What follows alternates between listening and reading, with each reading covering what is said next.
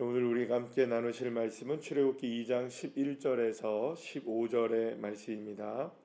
출애굽기 2장 11절부터 15절의 말씀 우리 함께 합독하시겠습니다. 모세가 장성한 후에 한 번은 자기 형제들에게 나아가서 그들이 고되게 노동하는 것을 보더니 어떤 애굽 사람이 한 히브리 사람 곧 자기 형제를 치는 것을 본지라. 좌우를 살펴 사람이 없음을 보고 그 애굽 사람을 쳐 죽여 모래 속에 감추니라. 이튿날 다시 나가니 두 히브리 사람이 서로 싸우는지라. 그 잘못한 사람에게 이르되 내가 어찌하여 동포를 치느냐 하매 그가 이르되 누가 너를 우리를 다스리는 자와 재판관으로 삼았느냐. 네가 애굽 사람을 쳐 죽인 것처럼 나도 죽이려느냐. 모세가 두려워하여 이르되 이 일이 탈로 되었도다. 바로가 이 일을 듣고 모세를 죽이고자 하여 찾는지라. 모세가 바로의 낯을 피하여 미디안 땅에 머물며 하루는 우물 곁에 앉았더라. 아멘. 할렐루야. 모세는 나일강에서 건져냄을 받게 됩니다. 이 나일강에서 죽을 수밖에 없었지만 나일강에서 살아날 수 있게 된 것은 전적인 하나님의 은혜였음을 여러분들 우리가 알게 됩니다. 왜냐하면 우리가 이렇게 생각할 수 있습니다. 어제도 이제 말씀드린 것처럼 이제 요게벳과 말하자면 그 요게벳이 뭐 이런 모든 일들을 다 계획하고 이제 자기 아들을 이제 갈대상자에 담아가지고 나일강에 띄었고 마침 때마침 그때 뭐 이렇게 바로의 공주가 있었던 것이 아니라 바로의 공주가 있는 것을 보고 나일강에 띄어서 이렇게 이제 뭐 건져냄을 당하고 또 이렇게 그 딸이 누나가 되겠죠. 이제 모세의 누나가 가가지고 이제 뭐 우리 유모가 있다 뭐 이렇게 얘기해가지고 한 것처럼 모든 것이 계획적으로 된 것이라고 생각할 수가 있는데 전혀 계획적인 게 아닙니다, 여러분들. 기억하셔야 됩니다. 그러니까 이걸 계획적으로 한 것이 아니라 진짜 나일강에 자신의 이름 없는 아들이죠. 이름도 없습니다. 이름이 없어요. 이름 없는 아들을 던진 겁니다. 이러다가 떨어져 가다가 어디로 가는 겁니까? 그냥 이제 강을 떠내려 쭉 내려가다 보면은 지중해로 들어가 버리는 겁니다. 그러니까 그러면 어떻게 될까요, 여러분들? 이게 아이는 죽는 거죠. 그러니까 죽음 앞에 던져놓은 거죠. 근데 누가 건져내신 겁니까? 하나님이 건져내신 겁니다. 하나님이 건져내신 거죠. 자, 이제 모든 것들을 우리가 생각하게 될 때에 이 모든 일들 속에 배후에 역사하시는 분은 누구실까요? 하나님. 보이는 곳에서도 역사하시는 분이 하나님이시고 배후에도 역사하시는 분이 하나님이시라는 것을 우리가 알게 됩니다. 자, 그런데 이 모세가 이렇게 건져냄을 당해서 놀랍도록 하나님이 역사하시죠. 이게 이제 생각해 보면 자신의 엄마에게, 그러니까 어머니에게 그 모유를 먹고 자라게 되고요. 그리고 또 교육도 사실은 한쪽에서는 어떤 교육을 받을까요? 바로의 공주로, 바로의 말하자면 공주의 아들이니까 뭐가 될까요? 왕자잖아요, 그죠? 어쨌든 왕족으로서 교육을, 애굽의 교육을 철저하게 또 받게 되고 또 누구의 교육을 받게 됩니까? 어머니였던 요게벳에 대하여서 에게 뭐 어떤 교육을 받냐? 히브리인으로서의 교육을 또 받게 되는. 그러니까 어떻게 보면 한쪽으로서는 왕자의 교육을 받게 되고 한쪽으로서는 어떤 교육을 받게 됩니까? 히브리인으로서의 교육을 받게 되는 그런 삶으로 자라나게 되어지게 되죠.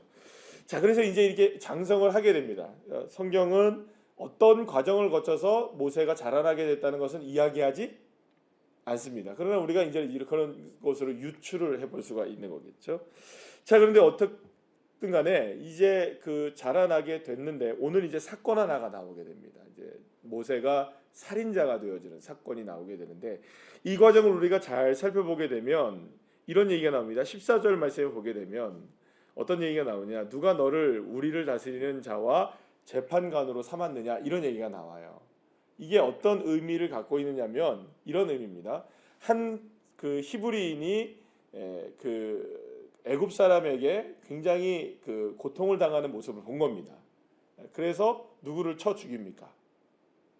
애굽 사람을 자기의 동족을 죽인 히브리 사람을 동족을 괴롭힌 애굽 사람을 쳐 죽이게 됩니다. 그리고 그를 땅에 묻게 되죠. 자, 그런데 이 일이 자기는 어떤 의미에서 한 걸까요? 이 모세는 누구를 구출한 겁니까? 자기의 동포를 어려움에서 구출했으면 이 어려움에서 구출당한 히브리인은 누구에게 고맙게 생각해야 되나요? 모세에게 고맙게 생각하고 이 일에 대해서 은혜를 갚아야 되죠. 자, 그런데 이 소식이 자기네 동포 사회에 전달이 된 겁니다. 그런데 그러면 다들 어떻게 생각을 해야 되나요, 여러분들? 야, 드디어 우리에게 지도자가 나타났구나. 그래서 우리의 이 억압받고 있는 이 모든 것들을 이 모세라면 우리를 해결해 줄 수 있겠다라는 생각을 해야 하는 게 맞죠, 그죠? 왜냐하면 지금 고통당하고 있었던 자기의 형제를 구출해주고 자기들을 고통스럽게 했던 애굽의 사람을 죽인 이 모세는 민족의 뭐가 됩니까? 영웅이 되는 거죠. 그렇잖아요. 그런데 이상하게 어떤 일이 벌어집니까? 히브리 사람들 형제들이 다투고 있어서 거기에 끼어들어가지고 야, 너 왜 그래? 라고 얘기했더니 야, 너 누가 우리를 다스리는 자로 우리가 삼았느냐? 누가 너보고 우리 리더가 되래? 너가 뭔데? 네가 애고의 왕자고 왕자지. 너가 언제 우리의 왕이 될 거야? 누가 너를 재판관으로 삼았대? 이렇게 얘기를 하는 거예요. 그러면서 네가 애굽 사람을 죽인 것처럼 우리도 죽이려고 하는 거야? 완전히 지금 모세가 생각하는 것과는 전혀 다른 결과가 나온 거예요. 그러면 여러분 이 말은 어떤 의미를 갖고 있냐면 모세가 자라나면서 어떻게 자라났는지를 알게 되는 겁니다. 어머니로부터 무슨 교육을 받았겠어요? 야, 너는 애굽에 이렇게 와서 애굽의 왕자로 네가 자라고 있지만 너의 정체성을 잊지 마라. 너는 히브리 사람이다. 그리고 네가 이렇게 된 거는 히브리 사람들이 지금 이렇게 억압을 받고 있는데 하나님이 너를 통해서 뭔가를 하게 하시려는 뜻이 있다라는 걸 교육을 받았을까요? 안 받았을까요? 누구에게 받았을까요? 그것도 어머니 요게벳에게 분명히 받았을 거예요. 왜냐하면 이게 만약에 없었다면 정말로 그냥 애굽의 왕자로만 자라났다면 이런 일이 있었을까요? 없었을까요? 없죠. 당연히 없죠. 이런 일이 일어날 수가 없죠. 왜냐하면 애굽의 왕자니까 자기는 누구 편 들어야 될까? 만약 싸운다 할지라도 애굽 사람 편 들어야죠. 야, 히브리 사람, 야, 너 왜 그래? 이렇게 해야 되는 게 맞는데 자기가 어떻게 생각했냐면 오늘 보면 11절 말씀에도 보면은 형제에게 나가서 이런 얘기가 나옵니다. 그러니까 모세가 누구를 애굽 사람이 아닌 히브리 사람을 같은 이스라엘 사람을 뭐라고 생각하고 있었던 겁니까? 형제로 생각하고 있었고 그리고 나서 13절에 보면은 또 이튿날에 두 형제가 싸우고 있었던 거예요. 형제로 보고 있는 거예요. 누구를? 자기의 동족인 이스라엘 히브리 사람을 형제로 보고 있었다는 것은 바로 이런 모든 일들을 통하여서 모세는 뭐라고 생각하고 살아갔었던 거냐면 자, 이제 내가 애굽의 왕자로 이렇게 해서 건져냄을 당하고 자라나게 되었던 것은 나일강에서 건져냄을 당해서 애굽의 왕자로 자라나게 되고 지금 내가 이런 위치에 있게 된 것은 하나님이 나를 어떻게 만드셨다.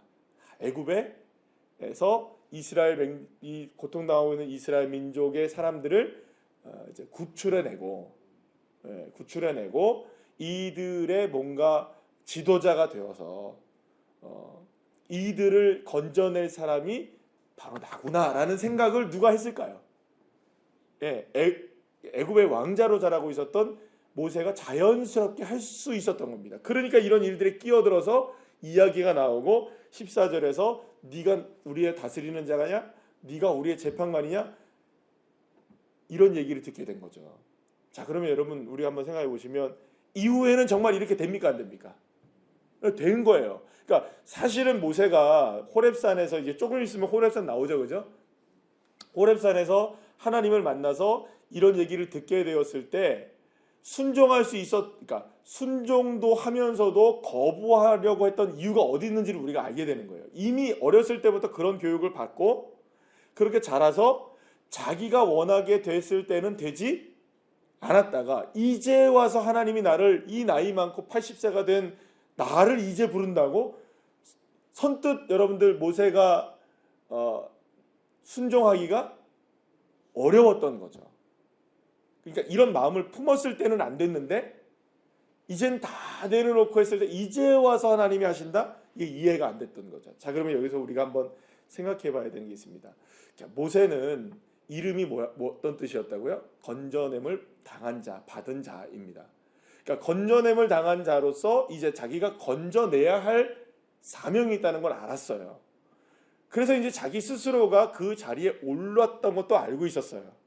그런데 자기 자신 스스로가 생각하고 자기 자신 스스로가 뭔가를 하려고 했을 때는 됐을까요? 안 됐을까요? 안 되는 거죠. 그러니까 이름값을 하려고 했을 때 중요한 게 있습니다. 이름값은 내가 하는 게 아닙니다. 하나님이 하게 하시는 겁니다.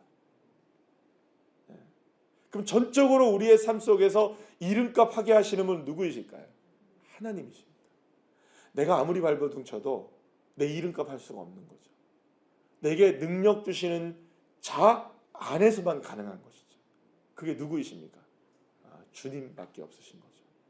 그러니까 이 모세가 지금 자기가 스스로가 뭔가를 하려고 했을 때는 실패하는 겁니다. 자기가 건져내려고 했을 때는 실패하는 거죠. 그러니까 어떻게 보면 이렇습니다. 지금 가장 좋을 때죠. 모세로서는 황금기죠. 그렇잖아요. 모세의 인생에서 정점을 찍은 순간 아니에요. 이제 모든 것을 할 수 있겠구나. 그러니까 자기가 나섰겠어요? 안 나섰겠어요? 나섰는데 안 되는 거예요. 그러면 여러분 생각해 보면 내가 원하는 근데 40년 후에는 자기가 원하는 자리에 있습니까? 없습니까? 없죠. 미디안의 광야에서 오늘도 우물 곁에 섰다고 얘기하는데 미디안의 광야에서 여러분 어떻게 살아갑니까? 양치기로 살아가잖아요. 자기가 원하는 인생입니까? 아닙니까? 아니잖아요. 그러니까 자기가 원하는 자리가 아니고 자기가 원하는 자리에 올라 있고 그럼 언제 성공하는 게 우리가 딱 보기에 좋습니까? 그림이 딱 완성이 되는 것처럼 보입니까? 참 하나님이 이때를 위해서 나를 이 자리에 하나님이 오게 하셨구나. 네. 그러면 성공입니까? 하나님이 왜 나를 이 자리에 이렇게 보내셨지? 나를 왜 이렇게 밑바닥에 쳐넣으셨지? 하나님 나를 왜 이렇게 다루시지? 왜 이렇게 나를 눈물 골짜기를 지나가게 하시지? 그러면 여러분 실패입니까? 그리스도인들 하나님의 자녀라고 하는 이름을 갖고 있는 사람들에게는요. 그 어디나 하나님의 나라입니다. 높은 산이든 거친 들이든 초막이든 궁궐이든 중요한 것은 내 주 예수 모신 그곳이 하나님이 역사하시는 곳이 되는 거죠. 어디서 건져냄을 받을 수 있습니까? 내가 높은 자리에 있으니까 이제는 하나님이 나를 건져내셨지. 그게 아니고요. 낮은 자리에 있으니까 하나님이 나를 버리셨지. 그것도 아닌 겁니다. 하나님의 자녀들과 그리스도인들이라고 하는 이름을 가진 사람들은 여러분들 높은 자리에 있든 낮은 자리에 있든 어떤 상황에 있든 건져냄을 하시는 분은 누구밖에 없으십니까? 하나님 여호와 하나님 한 분이실 거죠. 그러면 우리가 믿음을 가지고 고백하며 나가는 건 뭘까요? 하나님 도대체 나를 왜 이 자리에 놓으셨습니까? 높은데 드디어 내가 하나님의 영광을 위해서 쓰임받게 되겠구나. 천만에요. 높은 자리에 있으면 쓰임받습니까? 낮은 자리에 있으면 하나님이 나를 버리신 걸까요? 쓰임 못 받을까요? 아닙니다. 높은 자리에 있든 낮은 자리에 있든 내가 원하는 자리에 있든 내가 원하는 기도의 제목이 이루어졌든 내가 원하는 기도의 제목이 이루어지지 않고 여전히 고통 가운데 있고 문제 가운데 있든 여러분 그거는 아무런 관련이 없는 겁니다. 하나님에게는. 중요한 건 뭘까요? 그 순간에 나를 건지고 계시는 분이 누구시냐? 하나님이시다. 나를 붙들고 계시는 분이 하나님이시다.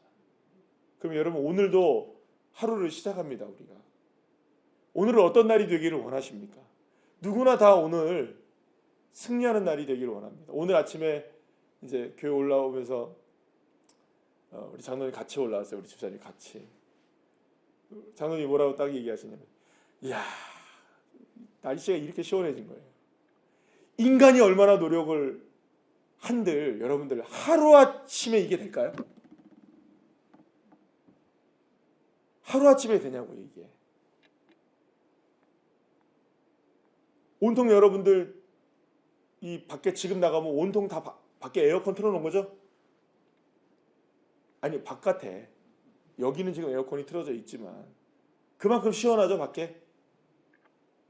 이게 가능하냐고요, 우리 인간의 힘으로. 아무리 노력한다 한들. 하루아침에 하나님이 딱 한번 바꾸는 거예요. 그러니까 여러분, 능력은 누구 안에 있습니까? 주 안에 있습니다. 높다고 해서 성공한 것도 아니고요. 잘 된 것도 아니고요. 낮다고 해서 실패한 것도 아니고 안 된 것도 아닌 것이죠. 그 상황 속에서 여러분들 내 주 예수 모신 곳이 되시기를, 내 주 예수 모신 시간이 되시기를, 내 주 예수 모신 상황이 되시기를 간절히 축복합니다. 기도하시겠습니다.